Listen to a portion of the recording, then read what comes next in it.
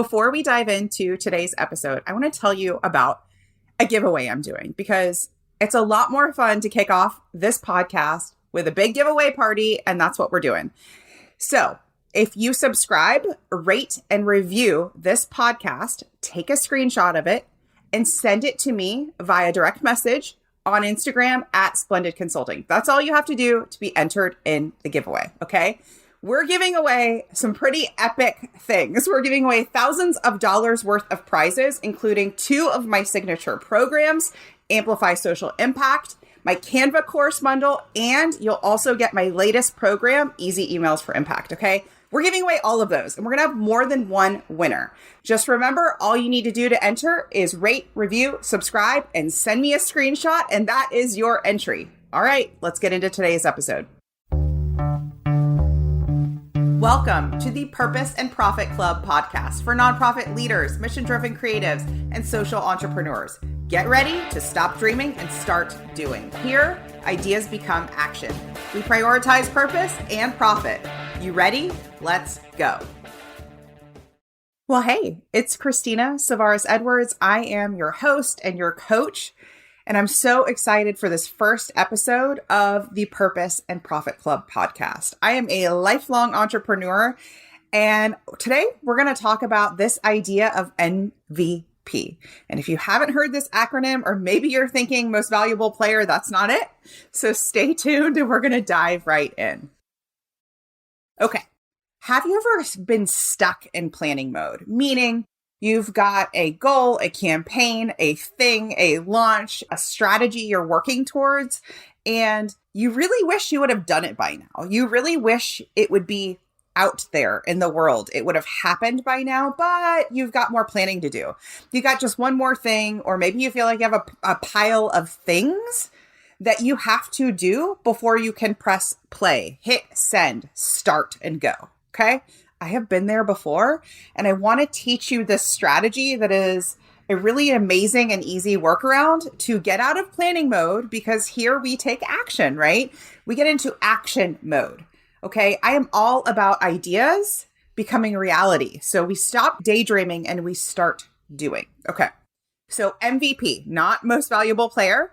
Instead, it is a minimum viable product. So stay with me here. I was thinking about this concept of minimum viable, and I actually dialed up a few weeks ago, episode 1 of Silicon Valley, which is this show on HBO, and it's all about a tech startup, right, in Silicon Valley. Okay. And the first episode is called MVP.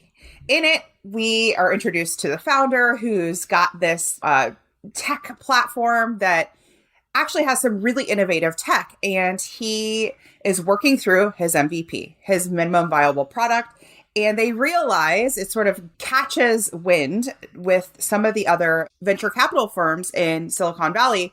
People are like, actually, this is a really amazing tech, and he ends up getting some offers to buy his company, okay, and some offers from investors. But the platform isn't really complete. It is very, very far away from being complete. It is past the idea phase, but it's not there yet. It is minimum viable. It's another word for it would be beta. It's like the beta version of his company. Okay. I think later on in that season, they're talking about logo. Like they don't even have a logo yet, but they have this really innovative tech that people are offering them millions of dollars to buy out. Okay. That's an idea of a twist that you're going to use to fit what it is you're trying to get out of planning mode and into action mode. Okay. So MVP. So I'm going to give you a very meta example. In doing this podcast, I decided, okay, I'm ready. I want to launch a podcast. And once you decide to do something, every single obstacle from doing the thing, from it going live, will basically show up as roadblocks in front of you. Okay. I hope you're nodding along. I hope you're like, yes, I know exactly what she means. And if you don't, here's what I mean. So I'm like, yes, I want to start a podcast. I know when I want to start it. I know it's going to be, January of 2023. That's what I want to do. Okay. Then what comes up next is all of the things. It's like a laundry list, a longest to-do list ever of all of the things that I will have to do, figure out, hire out, need to buy, blah, blah, blah, come up. It feels impossible. Okay. At that point, because I've been on podcasts before, but I haven't actually produced a podcast before. Right. So my mind is telling me how hard it's going to be and I don't know and right? So here's the process. The thing that I reminded myself the entire time that made this process completely enjoyable and not stressful was MVP. I just kept saying to myself, minimum viable, Christina, we're going minimum viable. So what that means in actuality, what that looked like is a few months ago when I started saying, all right, let me start to figure out what I need for my MVP for my podcast. I knew it needed a name, right? So imagine getting a piece of paper and getting 2 columns. And on the left side, I want you to write need to have. And on the right side, I want you to write nice to have, okay? Need to have, nice to have. So where does podcast name go in? Podcast name, I need to have. That's a need to have, okay? Here's some of the other things that I felt inundated where I was like, oh, I need all of these things. Equipment, new tech, a new microphone, the right platform to upload it to all the places, producer, an editor. What else? What else did I think I needed? A custom graphics, custom logo, you feel me? A website that has all the bells and whistles specifically for the podcast. I mean, all of the things that come up, right? And if a podcast isn't what you're working on, just make that a placeholder, right? What is the thing you're working on? So for example, if you are working on a new outreach strategy, if you are working on a new fundraising strategy, if you are working on a new service offering, if you're working on a new launch, right? What are all the things that come up? And I want you to bucket them. And really, it takes some discipline to go, okay, do I really need this or do I think I need this? For example, a microphone. That was one where I was like, well, obviously I need a new microphone. Okay. I totaled it. Last year I did 27 live webinars to hundreds and sometimes thousands of people on Zoom. Hundreds and thousands. Do I need a new microphone? No, I have a perfect microphone. It's great. Is it the microphone that my mentors are using? I don't know. Maybe, maybe not. Could I spend hundreds or thousands of dollars on a brand new microphone? Sure. But minimum viable. Minimum viable. That was the thought I chose to think on purpose the entire time. So that went in the nice to have. Okay, I don't actually need a new microphone. So if you are stuck in planning mode, I want you to think about this process. Minimum viable. What are the nice to haves? What are the needs to have? Bucket them out. Do it once.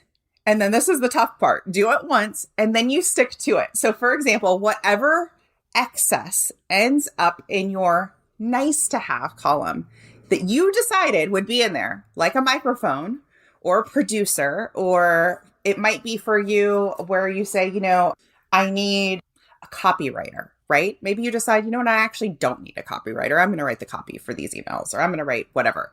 Then you have to stick to it. You have to stick to, nope, I decided minimum viable. That's all I need. And that is something that I've really been telling myself. And that is a piece of why it's been much easier than some of my other launches and some of my other new endeavors that I've done for the first time. We're not going for perfection here. We're going for minimum viable. And for my perfectionists out there, minimum viable might actually sound a little polarizing. You might actually be thinking like that minimum viable is bad, or like a not buttoned up, not professional enough, not something, right? And just check on that, right? Because minimum viable doesn't mean that. It actually doesn't. Minimum viable just simply means that I don't need the flashiest, newest, most detailed thing ever. I don't need to find the latest, greatest, most technically savvy thing to make this happen. I need to get what I want, my message out into the world to get this podcast produced and out there. And that is what I need. I need to make sure that it's not about the logo. It's not about the shiny things. It's not about whatever. It's actually about taking action and getting it done, because No one benefits, including me, but especially you, from me being stuck in planning mode. No one benefits from you saying, I really want to do that thing, but it's not quite right yet. And I actually don't know exactly what I'd say. And let me tinker around with it, or let me kick the can a little further down and see, I'll revisit that in the summer. No one benefits from that, right? When you remind yourself, MVP, that's what gets us out there. That's what gets us moving forward. That is the secret to getting so much done in your world. So let's go a little bit deeper with this. Okay, let's go into those actions. So at that point, I had my nice to haves, I have my need to haves, my musts, and I get to work on doing the need to haves. Okay. And let me give you an example of what happens next. Let's say you're like, I know I need a name for this thing. I know I need a name for my new monthly giving program. I know I need a name for this podcast. I know I need a name for my company. I know I need a name for whatever the first step is. Here's the first roadblock that I see so many social entrepreneurs do and so many founders do. And this is why it's not fun. Okay. This is why it feels like a grind and isn't fun. You go through that first step and you're giving yourself way too much time to make a decision. So for example, the way that I did it, the way that I came up with this name is I had a memo note in my phone, which is often where I get ideas in the shower, in the car, while I'm cooking, and something will pop into my head and I'll go write it down on my inside my phone, like the notes app. So for this, I had one called podcast, and in it, I wrote down a subheading that said titles or names or something like that. And then as I started thinking about who this was for, founders, leaders, social entrepreneurs, creative entrepreneurs, nonprofits, I started thinking about you all, right? And I started thinking about the words and some of the commonalities we all have and how badly I want us all to play in the pool together, whether or not we're for-profits or nonprofits, right? The people who are socially conscious and mission driven. I started thinking about you all. And this, I would say I did this for about a week. Okay. And I started writing down lots of things. I wrote down who you were. I wrote down some of the podcast ideas for topics that I would have, right? And then I wrote down some podcast names.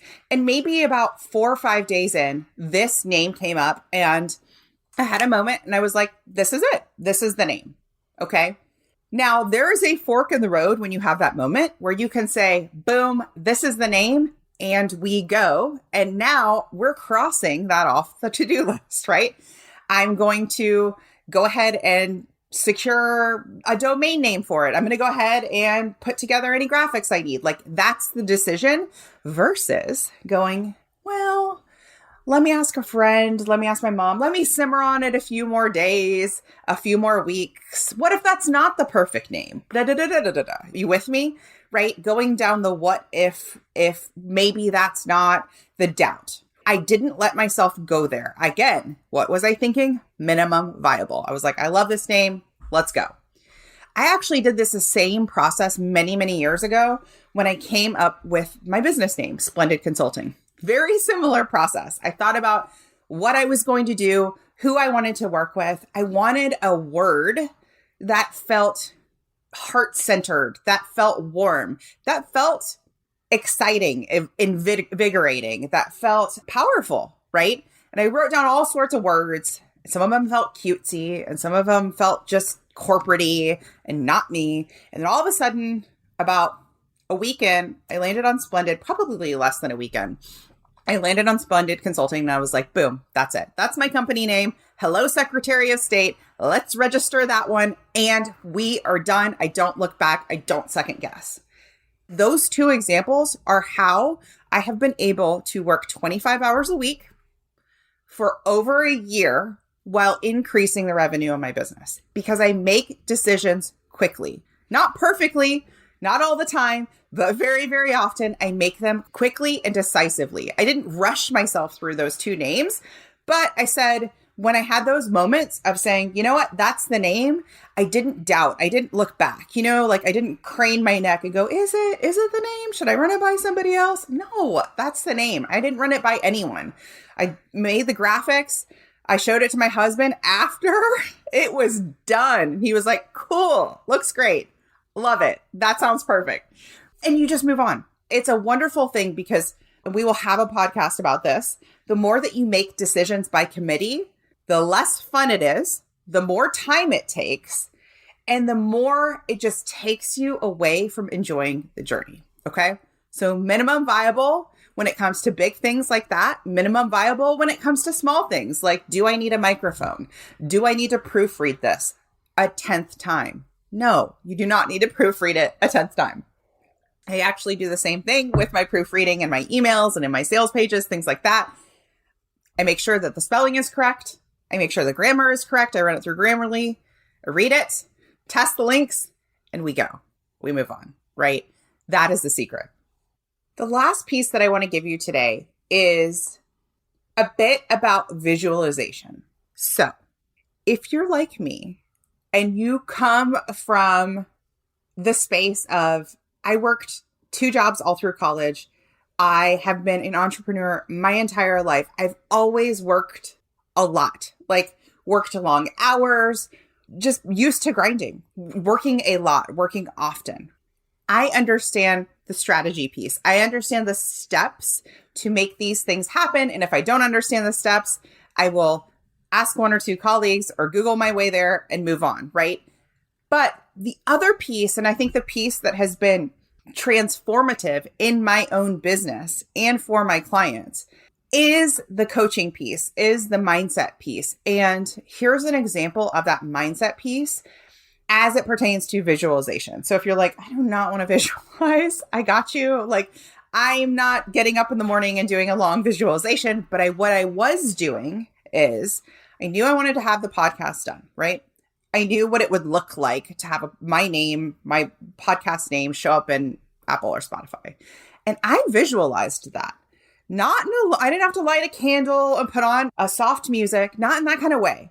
But in a way of like when it felt like challenging or hard or confusing or overwhelming in those moments of being like, no, it actually is done. It happens. It happens in January of 2023.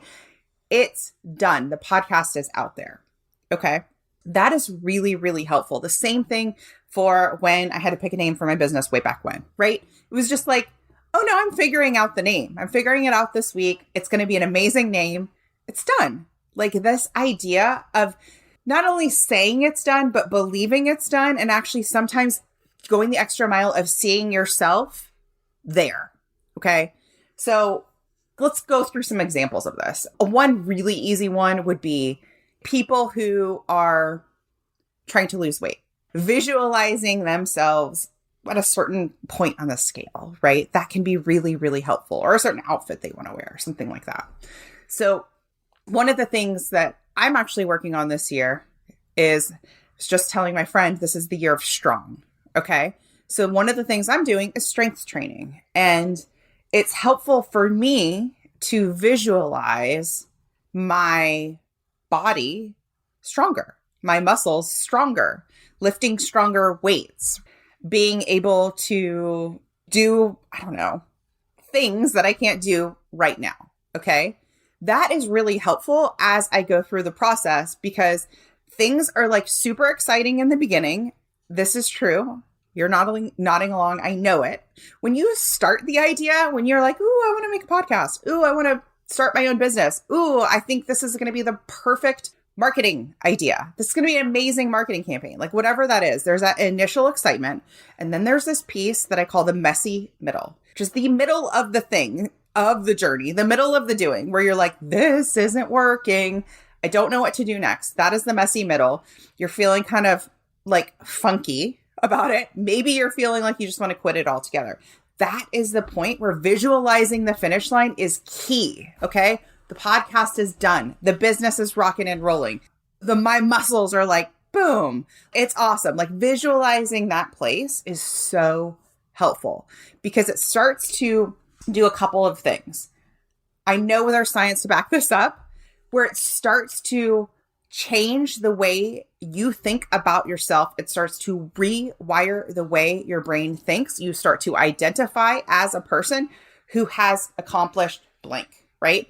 Somebody who has a thriving consulting business, somebody who has a nonprofit past the $1 million mark. You start to identify as the thing you're working towards. Somebody who has a amazing podcast that you're going to subscribe and share and like and rate, right? You start to identify and embody that person. And when you start to do that, the decisions become easier. The process of that messy middle becomes easier to get out of because it's not so heavy. You're like, oh, I figure it out at the end. Christina figures it out. She goes through this place and she hits a couple of roadblocks. Oh, she figures it out. Okay, got it. It's like these mental notes along the way. So let's recap today. MVP. I want you to think about something you're working on and ask yourself, take a moment and say, what is actually the minimum or beta version of this? Again, for my perfectionist, it doesn't mean it's sloppy. It doesn't mean it's bad. It doesn't mean it should be internal and not public facing. No. But what is the Silicon Valley version of this? Again, remember that tech that was minimum viable, that didn't even have a logo yet. People were still offering millions of dollars to buy out, right? To invest in. Okay, so what is your MVP version of something you're working on? Okay, think about that and really ask yourself. And again, if you get stuck, I want you to write down a list. What are my nice to haves? What do I think that I need all of these things? And what are my actual need to have? What do I actually need to make this happen? Okay, what is black and white that I need to make sure that I get done for this to start, for this to press go? And actually, I want to offer this. Sometimes one of the biggest things you need to do is actually start telling people about it. Okay. So let's give a couple of examples here. So if you're a nonprofit founder, sometimes the place where I see my founders get stuck is talking about that you're a nonprofit founder.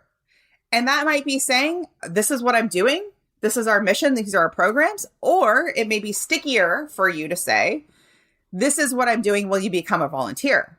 This is what I'm doing. Can you make a gift? Can you make a donation? Sometimes that is the actual place where you need to take action, is actually putting it out there, posting on LinkedIn, posting on Instagram, wherever you hang out online, right? That is minimum viable. That's your first step. That is your need to have, is you have to tell people about the thing you're working on. So sometimes that can put you in forward motion. Okay. So you're going to write your list. You're going to do that.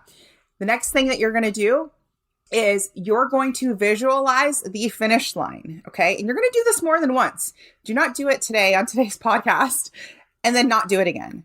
You're going to visualize it often. Right. Tell yourself out loud, oh, Christina makes this happen. It works. I tell the people, they're excited. I text whoever, right? What do you need to do? Start visualizing the end game of it's happening. It's done. Who are you? Start embodying that person now, of the person who has accomplished this. And you can go as deep into that and journal about it if you want, or you can do it quickly, which is a bit more about how I work, where I take just a moment and I'm like, oh, right, I got it done. In the future, this moment has happened. Let me just take a moment to feel confident and know that I've accomplished this, and get up and go. And we go. And so when I'm in those messy middle moments, I can remind myself, this is just a messy middle moment. I get through this. I figure this out. I do not need to rule by committee. I know the answer. And if I don't know the answer, I'll Google once or twice and then I make a decision.